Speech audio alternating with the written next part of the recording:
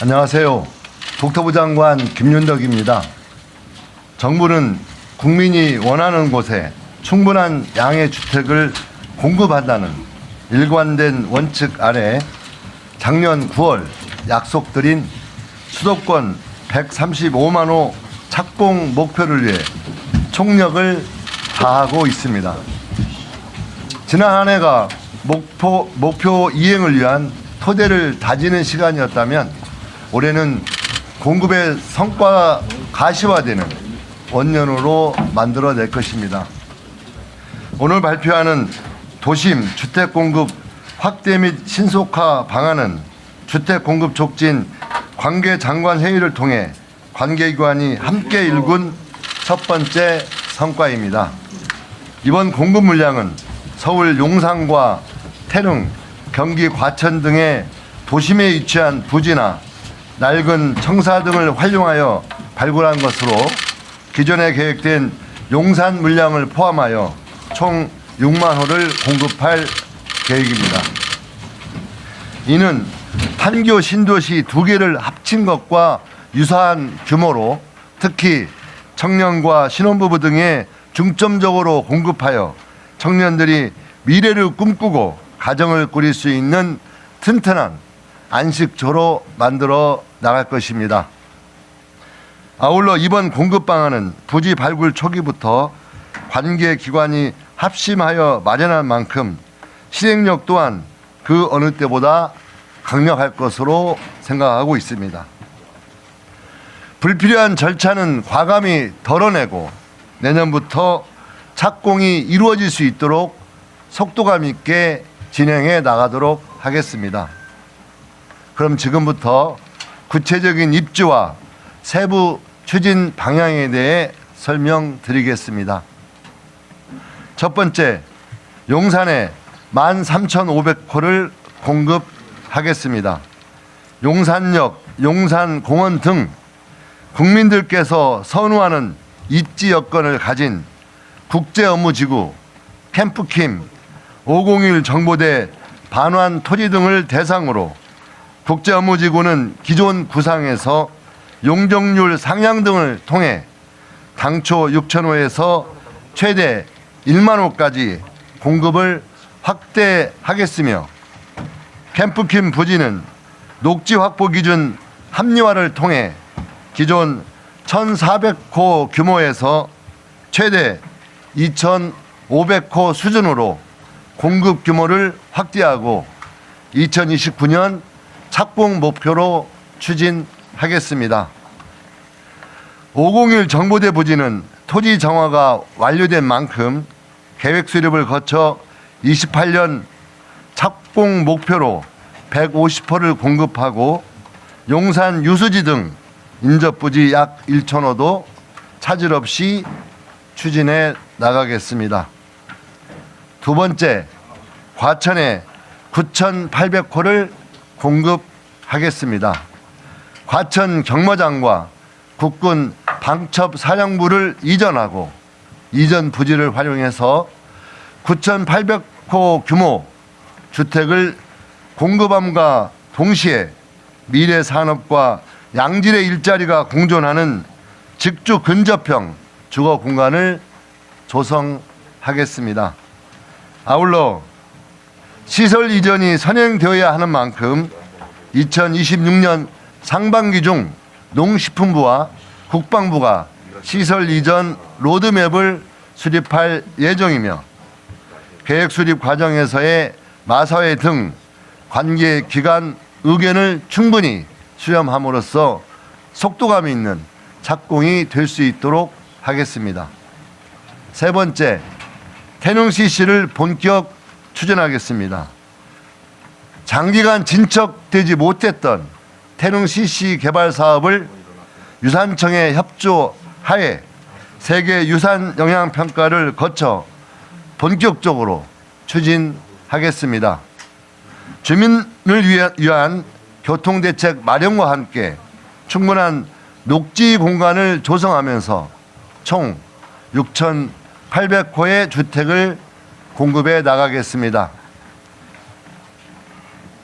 네 번째, 성남에 신규 공공주택지구를 지정하겠습니다. 판교 테크노밸리와 성남시청이 인접한 우수 입지에 신규 공공주택지구 약 20만 평을 지정하여 총 6,300호를 공급하겠습니다. 주거 수요가 높은 곳인 만큼 관련 인허가, 보상 등을 조속히 시행하여 30년 착공을 목표로 추진해 나가겠습니다. 이외에 공공시설 이전을 통한 동대문구 1원 1,500호, 은평구 불광동 1원 1,300호, 광명경찰서 부지 550호, 하남 신장 테니스장 부지 300호와 함께 군부지를 활용한 강서 군부지 918호, 금천 공군부대 2,900호, 남양주 군부지 4,180호, 고양시 소재 구 국방대학교 2,570호 등 도심 내 핵심 입지에 위치한 총 5만 호 규모의 물량을 2027년부터 순차적으로 착공해 나가겠습니다. 다음은 노후청사 복합 개발입니다. 국토부와 재경부는 국유지, 공유지, 공공기관 부지를 검토하였으며 지방정부와 협의를 완료하여 도심 내 우수 입지에 바로 사업이 가능한 곳 1만 호의 후보지를 우선 발굴하였습니다. 이번에 발굴한 후보지는 서울 20개소 총 6,000호, 경기 인천 14개소 4,000호입니다. 주요 후보지를 예로 들면 서울 강남구에 위치한 LH 소유의 서울의료원 남측 부지입니다. 정부는 서울의료원 부지를 활용하여 주택과 함께 스마트워크 센터와 같은 비즈니스 시설을 결합하여 미혼 청년 등을 위한 주택 약 500호를 공급할 계획입니다. 여타 부지에 대해서는 자료를 참고해 주시기 부탁드립니다. 국민 여러분, 정부는 이번 발표에 안주하지 않겠습니다. 수요가 있는 곳에 꾸준히 공급한다는 원칙 아래 2월 이후에도 새로운 공급 부지와 도심 공급 촉진을 위한 제도 개선 과제를 지속적으로 발굴하여 준비되는 대로 국민 여러분께 계속해서 말씀드릴 것을 약속드리겠습니다. 아울러 청년층을 포함한 모든 계층을 아우르는 주거 복지 추진 방안도 상반기 중으로 마련할 수 있도록 하겠습니다. 국토부는 관계부처와 힘을 합쳐 공급의 전 과정을 끝까지 책임지고 실행해 나가겠습니다. 국민의 주거 걱정과 불안을 주거 안정과 희망으로 반드시 바꾸어 나가겠습니다. 고맙습니다. 네, 감사합니다. 네. 이어서 질의 답변 시간을 갖도록 하겠습니다.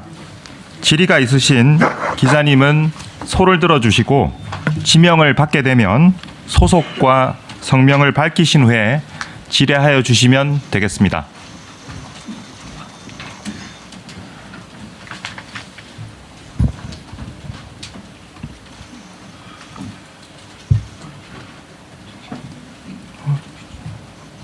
네, 김유진 기자님. 네. 네, 안녕하세요. 질문 기회 주셔서 감사합니다. 조선비즈 김유진입니다. 그 태릉 CC는 과거 정부에서도 추진됐다가 이게 좀 지지부진했던 걸로 아는데 이번에 어떤 뭐 그런 부분이 해소가 돼서 다시 재추진되는지 궁금합니다. 그 태릉시 문제는 지난 정부에서 발표해서 그 제대로 진행이 안 됐는데요. 그 전에 진행이 안 되었던 문제가 세계유산 영향 평가 문제에 대한 어떤 준비가 부족했고 당시에 관계부처와도 이견이 있으면서 제대로 진행이 못했던 측면이 있어서 이번에는 세계유산 영향 평가에 대해서 가능한 빠른 시간 안에 그걸 제대로 받도록 하고 또 세계유산 영향 평가의 그 발맞춰서 저희들이 가능한 뭐 준비를 좀 제대로 해서 진행을 하게 될 경우에 충분히 가능하다는 판단을 하고 있고요. 여기에 대해서 과거와 다르게 국가유산청과 우리 국토부가 정말 잘 현재까지 굉장히 원활하게 협의가 잘 되고 있다는 말씀 드리겠습니다. 네, 신재근 기자님. 네. 네, 안녕하세요. 한국경제TV 신재근입니다. 두 가지 질문이 있는데요. 서울시에서는 용산 업무지구 개발할 때 1인당 녹지 비율 같은 거 고려하면은 8,000세대가 뭐 현실적이다 이런 입장을 견지하고 있는데 여기에 대해서 뭐 협의가 끝난 건지 일단 궁금하고요. 그리고 두 번째는 이번에 개발 제한 구역 그린벨트는 빠져 있는데 이 빠진 뭐 배경이 있는지 질문 드리겠습니다.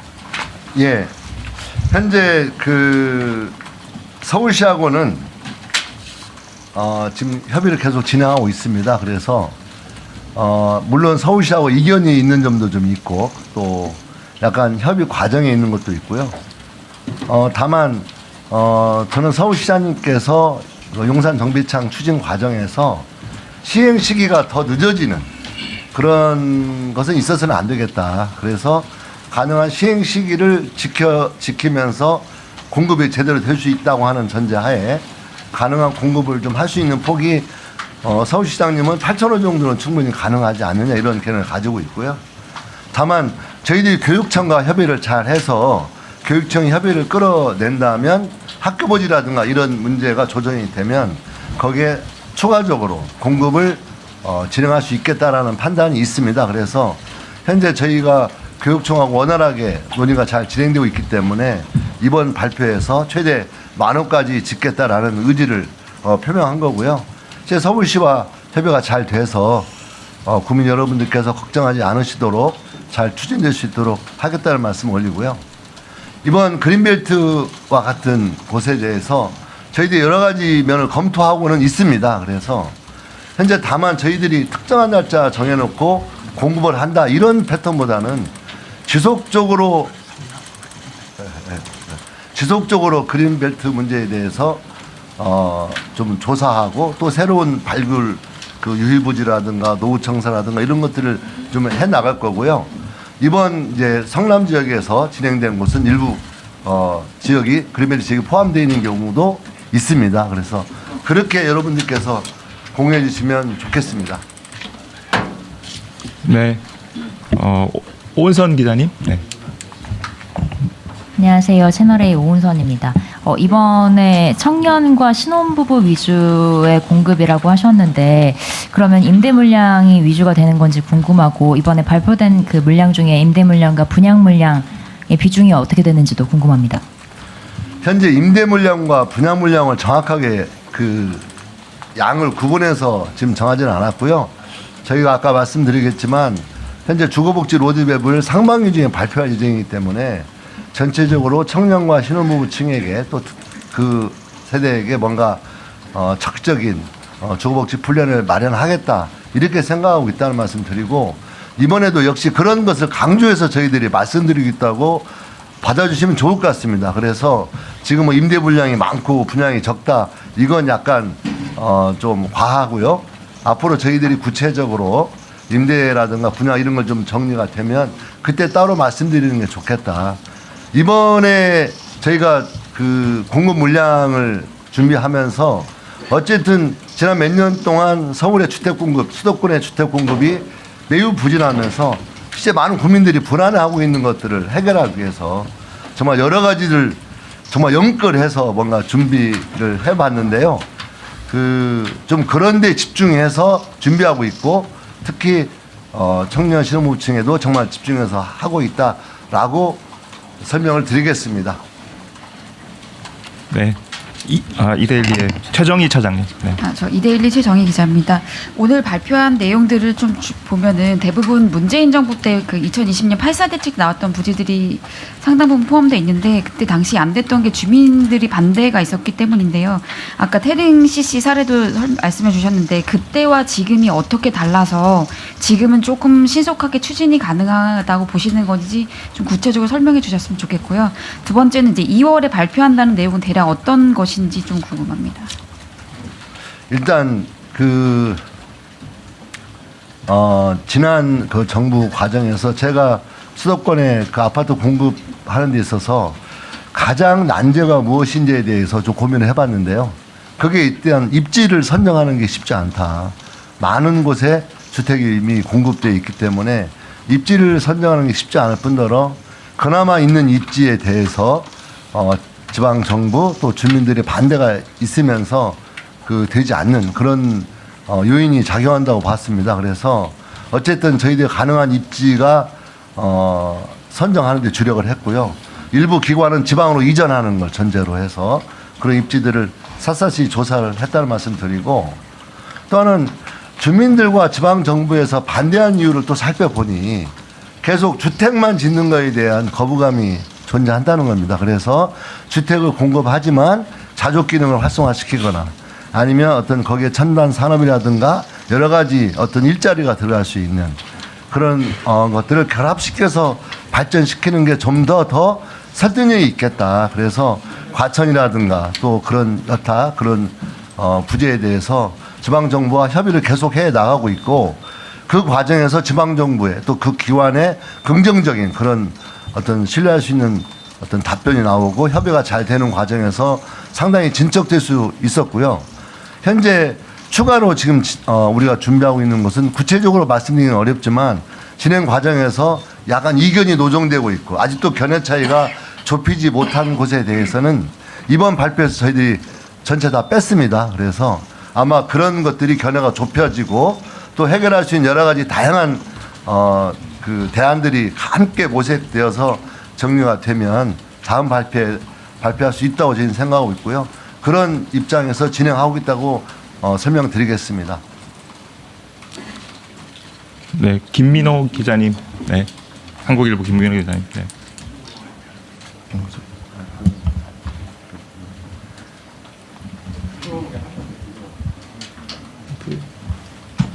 예. 한국일보 김민호입니다. 노후청사 재개발 물량이 상당한데 관련해서 그냥 간단한 질문 두 가지 여쭤볼 건데요. 기존의 개발 이미 한 것들을 보면 대부분 임대주택이고 뭐 전용 면적이 30제곱미터 내 정도 되는 원룸형이거든요. 이게 다 주택이라고 지금 표현이 돼 있지만 물론 주택인데 앞으로 개발하는 노후 공공청사 물량도 이런 주택인 건지가 먼저 궁금하고요. 두 번째는 아무래도 노후 공공청사다 보니까 지금 다 임대주택들이 들어가 있는데 앞으로 개발하는데 혹시 분양주택이 그럼 들어간다는 것인지 두 가지가 좀 궁금합니다. 그러니까 그건 좀 구체적으로 저희들이 이제 현실적인 어떤 주택을 이제 구체화된 형태로 이 건축 문제가 좀 있지 않겠습니까? 또 그래서 그런 건 좀 따져본 후에 좀 저희들 발표할 예정이라고 다시 한번 말씀드리고요. 아무래도 노후청사는 그런 일부가 임대적 성격, 어떤 건물 자체를 완전히 부수고 새로 지을 수도 있고 리모델링 할 수도 있고 여러 가지 형태가 있을 수 있기 때문에 그런 현실로부터 아마 조정이 될 가능성이 있다고 생각하고 있습니다. 네, 또 뭐, 네. 네. 그렇죠. 일단 저희는 열어놓고 당연히 준비하고 있습니다. 네, 저 끝에 계신. 네, 홍현진.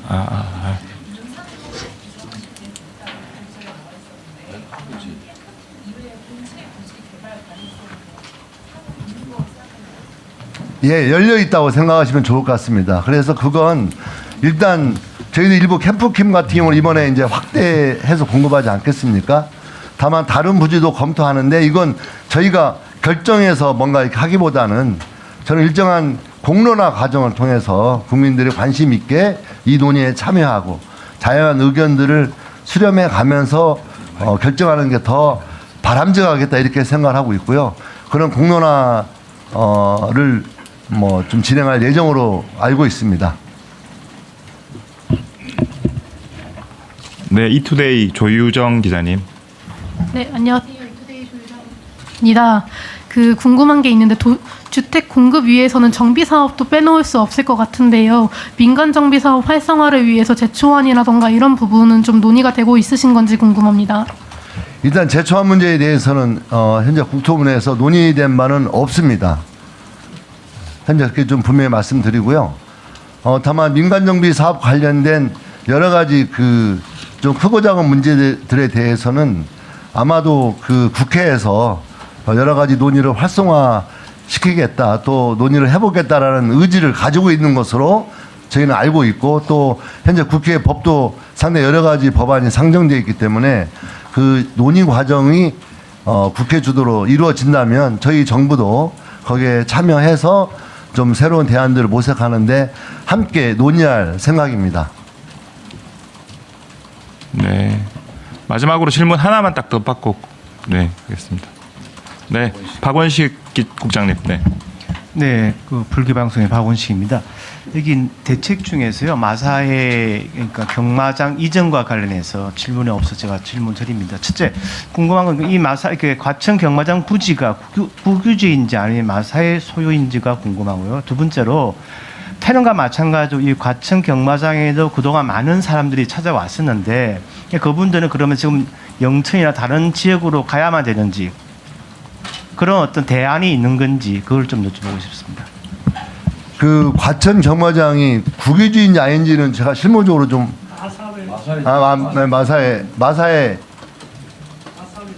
마사회 소유라고 지금 확인이 됐고요.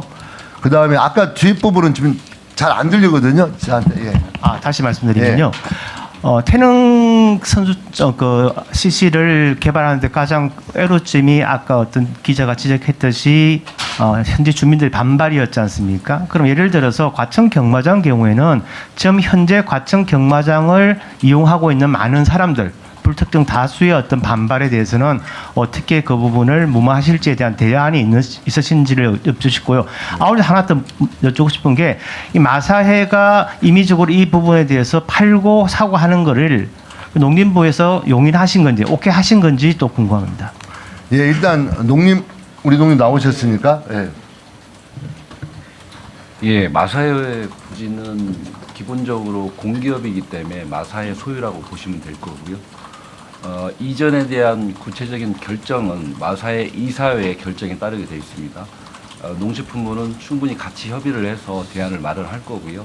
아까 말씀하신 것처럼 이해 당사자가 다소 좀 있습니다.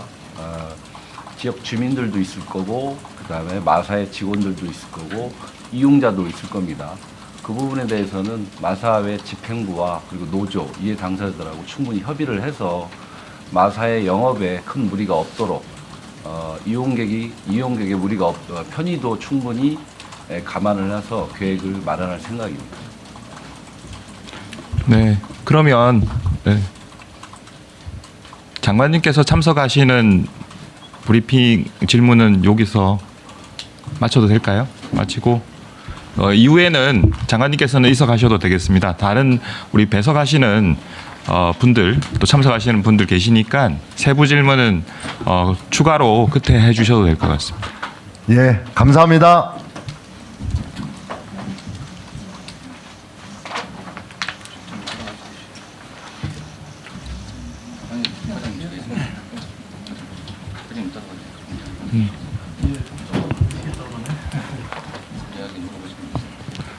네. 추가적인 질문 있으시면 해주시면 되겠습니다. 네. 네, 우리 김은경 기자님. 네, 이데일리 김은경입니다. 그 방금 거론된 마사회도 그렇고 뭐 옮겨야 되는 곳들이 있잖아요. 다른 곳으로 가야 되는 곳들. 근데 어디로 가야 되는지 명시가 없어가지고 그런 것도 정해진 건지 궁금하고요. 그 장관님께서 계속 요즘에 도심 블록형 주택 언급을 많이 하셨는데 이번 자료엔 또 빠져 있어서 그거 관련해서도 좀 구체적으로 진행되는 게 있는지 궁금합니다. 네, 일단 그 마사회는 우리 농식품 계시지만 경기도 내로 현재 그 경마장을 이전하는 것을 검토 중에 있고요. 저희가 주택 공급이 신속하게 되기 위해서 어느 정도 좀 조성이 되어 있는 것으로 알아보고 있습니다. 농림부하고 협의해서 조속히 결정되도록 하고 있고요. 공공기관 같은 경우에는 앞으로 2차 공공기관 이전이 조만간에 발표될 예정입니다. 그때 일괄적으로 말씀드리는 게 좋겠습니다. 도심 블록형 주택에 대해서는 이제 국민들의 어떤 여러 가지 주거 수요를 만족시키기 위해서 우리 국가건축위원회에서 현재 검토하고 있고요. 그 검토가 되는 대로 따로 말씀을 드리도록 하겠습니다. 네, 홍승희 기자님. 네, 헤럴드 경제 홍승희 기자입니다. 어제 서울시에서 이주비 대출이 지금 정부에서 막고 있어서 정비 사업이 지연되고 공급 효과가 좀 저해된다고 간담회를 했는데요. 이에 대한 국토부의 입장이 궁금합니다. 이제 서울시에서는 뭐 금융위의 입장도 걸려 있고 금융위는 뭐 반대를 하고 있다고 하는데 국토부에서 이를 어떻게 생각하시고 또 협의를 어떻게 진행하고 계신지 여쭙겠습니다. 이주비 대출에 대해서는 이제 저희가 그 어떤 이주에 있어서 규제적으로 묶이더라도 영향을 가장 최소화할 수 있도록 뭐 관리처분 계획 인가를 이미 받은 거에서는 이주비 대출이 가능하도록 했고, 또 개인이 LTV 이외에 대출 이외에 조합이나 시공사를 통해서 받을 수 있는 추가 이주비 대출도 가능토록 하고 있습니다. 또 저희가 이제 소형 정비 사업들 거기 있어서는 2.2%의 이자율로 이주비를 포함한 총 사업비의 50%를 지원하는 그런 수단도 있고요. 또 개인들이 전세 대출을 활용할 수도 있습니다. 그래서 여러 가지 수단이 있습니다. 그렇지만 서울시에서 말씀드렸다시피 이주비 대출에 실제 어려움이 있는 그 주민들이 있을 수 있다고 저희도 보고 있고요. 앞으로 그 어떤 정비 시장에 우리 그런 조합이나 주민들의 어려움을 좀 살펴보고 필요하면 관계기관으로 협의해서 개선하는 방안도 검토해도 나가도록 하겠습니다.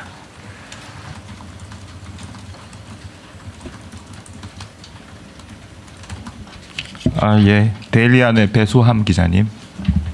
간단한 거 하나 여쭙고 싶은데요. 이번에 나온 그 부지들도 다 LH가 직접적으로 시행하는 거를 원칙 하에 진행이 되는 건가요?